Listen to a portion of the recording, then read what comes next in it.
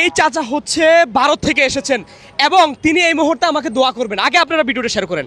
চাচা আগে আমাকে দোয়া কর, তারপর কথা বলতেছি।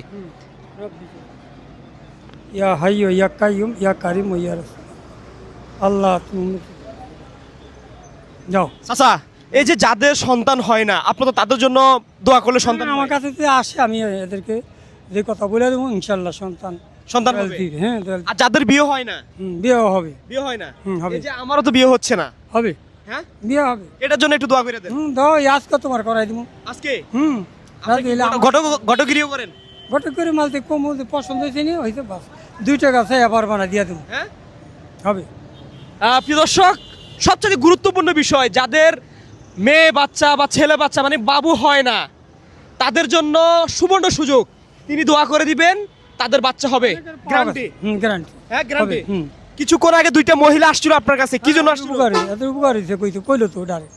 আমি জানি চিনি না চিনি, কিন্তু ওরা কয় আপনার উপকার হয়েছে, আমার ভালো লাগছে।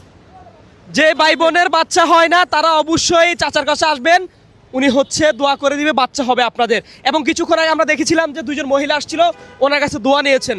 উনি একজন ভারতীয় নাগরিক, আজকে 62 বছর থেকে হচ্ছে এই বাংলাদেশে তিনি ঘুরতেছেন।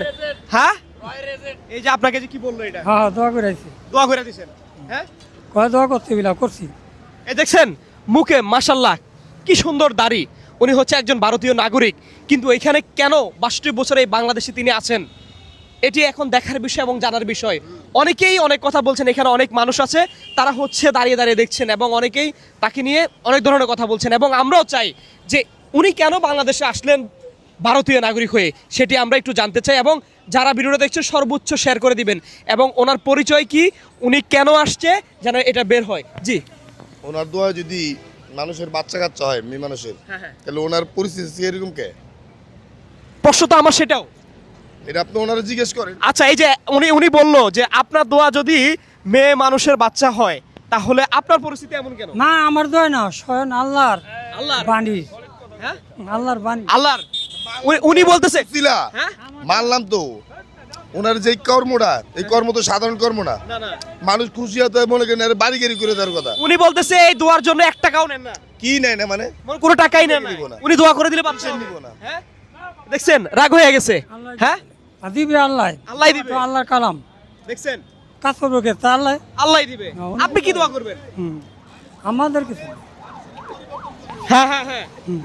আচ্ছা তাহলে ওনার এই অবস্থা কেন? আমার তো কথা এটা, হ্যাঁ? আমার এই যে আমাতে মনে হয় 100 তালি আছে। ওনার যে কথা, এই কথা সলিড না, সলিড না? না হ্যাঁ? সলিড না। এই যে ওনার কথা সলিড না অনেকে বলছেন এখন আসলে।